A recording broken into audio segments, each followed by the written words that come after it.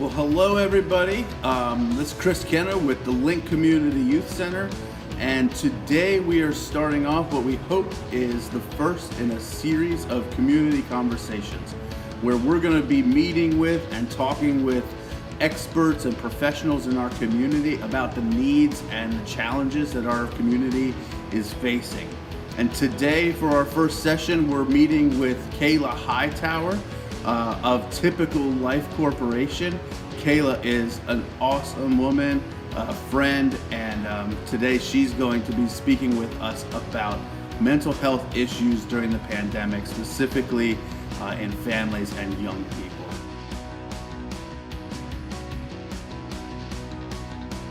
Cool. So Kayla, thank you so much for joining us for this conversation. Why don't you just take a minute and introduce yourself to the people watching. Okay. My name is Kayla Hightower. I am a outpatient therapist with Typical Life Corporation. Some of my background includes mobile therapy work, behavior specialist work, some multi-systemic therapies with families, some brief treatment therapy as well. So just kind of different avenues, different aspects of working with adolescents and mental health. Awesome. Awesome. Well, again, thank you. So we're talking about mental health with young people, and the pandemic of 2020 has brought many, many challenges, right? Yes. But what kind of impacts are you seeing in young people and their mental health as a result of COVID-19? I am running into and seeing a lot of kiddos dealing with anxiety, dealing with, anxiety and just being uncomfortable and not able to cope.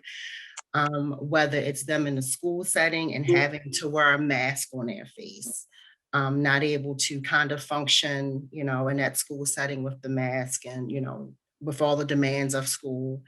Also with the kiddos who are doing virtual schooling, struggling with, understanding the work and getting support. Some parents aren't able to really, help their children as well to kind of understand some of the work too. So just a lot of children being overwhelmed with the demands. A lot of also just uncertainty about because they could be in school one week and then out of school the next week. So schedules, routines, and some of the children thrive on routines. So a lot of the routines are being changed, so some struggles with that. So struggles come in with behaviors, whether they're in the house. I've had a couple of families recently who have been quarantined. So when they're quarantined together, they're in the house for a couple of days together. So of course you see behaviors come in. You see siblings fighting more, a lot more agitation and frustration. So just a lot of different mental health aspects and challenges are coming in with the children and with their families as well. Yeah. Yeah, I know parents are struggling too. I got 3 young ones, so Yes, I can, definitely. I can attest to that. So I've heard some people say that, what we're seeing now in mental health, like during this pandemic, is just the tip of the iceberg, and that in coming months, years, there may be more that kind of presents itself. So do you foresee long-term mental health effects as a result of this past year? And then, what could we do to prepare for that or respond? I foresee us having some long-term mental health just with so many kids being, so many changes, being done and them kind of seeing it in real life and living it in real life.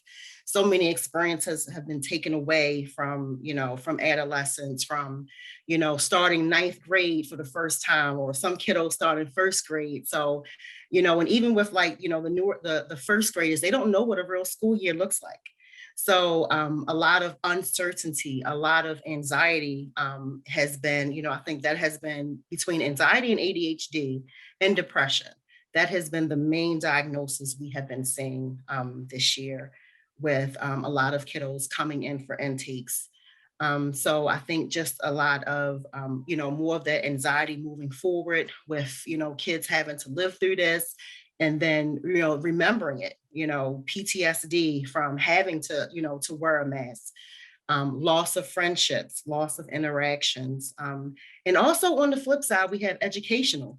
So we have a lot of educational delays that are going to come in play moving forward in the years, because if you were in fifth grade, and you're not in school and you're not getting that, that interaction from the teacher and really learning what you're doing on virtual learning, so right now their education could be slipping back to a third or fourth grade level. So in moving forward, we're going to probably see stressors with children and individuals who, by them not having that foundation of, a solid fifth grade school year, they'll be slipping back.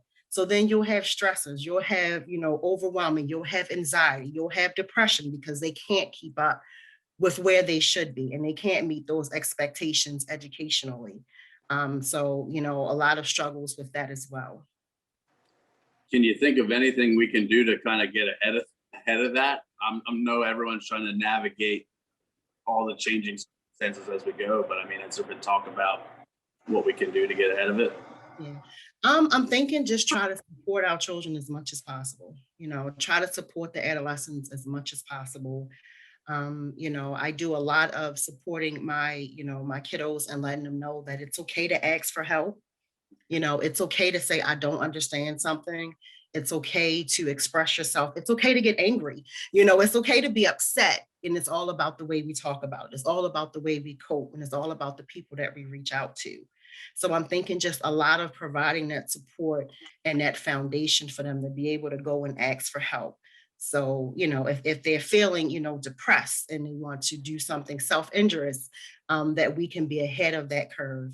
And even with families, some families are, they can see some, I guess, some changes within their children, and they struggle with asking for help because of the way it's going to look, outward, like you can't provide for your child. But I don't think any of us have prepared for where we are right now with our children, and we all have to I think we've all been humbled a lot this year and asking for help and accepting help.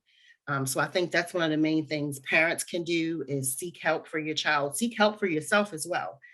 Parents are going through it too with loss of income, not being able to take care of their children. So those type of things have also impacted, parents as well. So I think a lot of people, we get to a place where we all can humble ourselves and all seek help, and as well as supporting each other, and not, kind of condemning people for looking for help. So I'm thinking if we just support our children, support those families as much as we can, and try to build a network, I think we can move forward. I love it. I love it. Thank you. So I read a statistic, and again, mental health issues, not just during pandemic, but in general, maybe more so in the pandemic. But I read a statistic that about 80% of young people don't get the help that they need for mental health issues. So my question is, why? Why is that? And what can we do to help people get the necessary help that they need? Okay. At one point in my career, I was a SAP liaison, meaning student support program, providing services, evaluating kiddos, and hooking up those families with services. I think a lot of times parents don't know what's out there. They're not aware of the support that's there. They're not aware of the way to navigate through the different systems. So I think that has been a barrier with a lot of children not getting the help that they need. Also different cultures as well. We have some cultures who are a little bit less, reluctant in getting those supports and seeking that help that's needed. And I think a lot of time we look at adolescents and we don't know what's going on in their head. Outwardly they look like they're perfectly fine and they should be able to cope. So I think we come from some generations of, oh, just get it together, get yourself together, snap out of it. And a lot of times, because of the way the brain is wired, the things they have going on in their brain, they're not able to just snap out of it. So I think some parents struggle with, what's wrong with my child? Something's wrong with my child, so I must have did something wrong.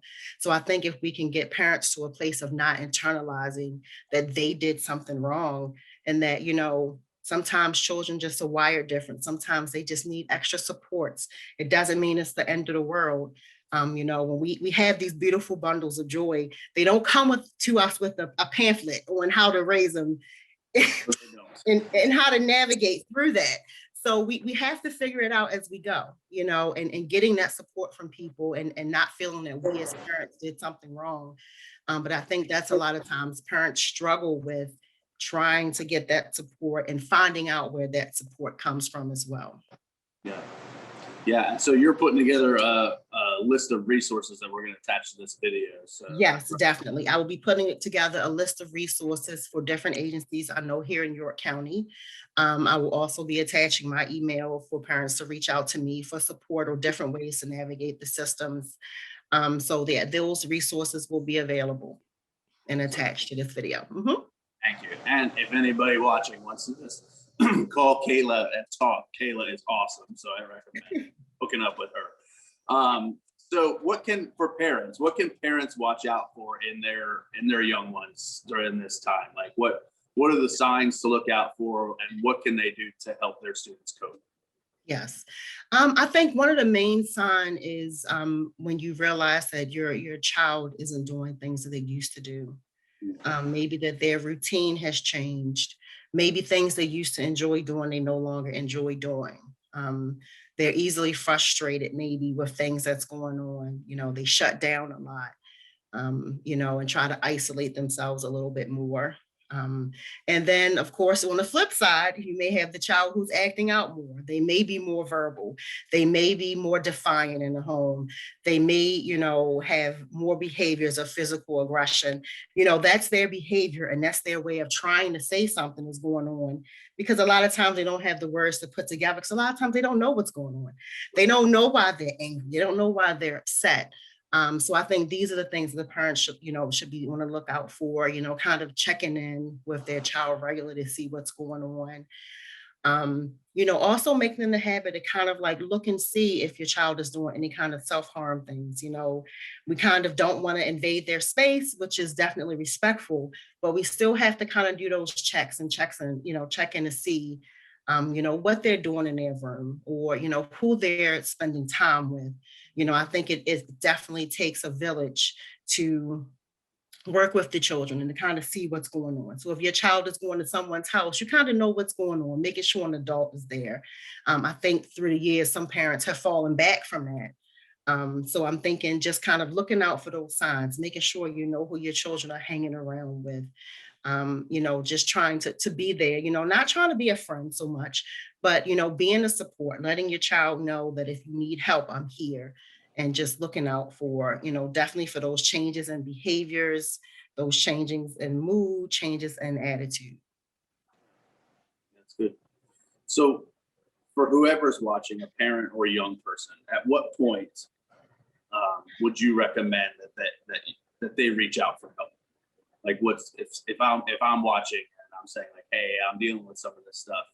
I don't know if I need professional help or not. I don't know if I need to reach out. At what point would you say like, hey, you need to reach out? And then, who can they reach out to?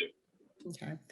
I would say at that point, if you are feeling hopeless several days out of a week, it's time to reach out.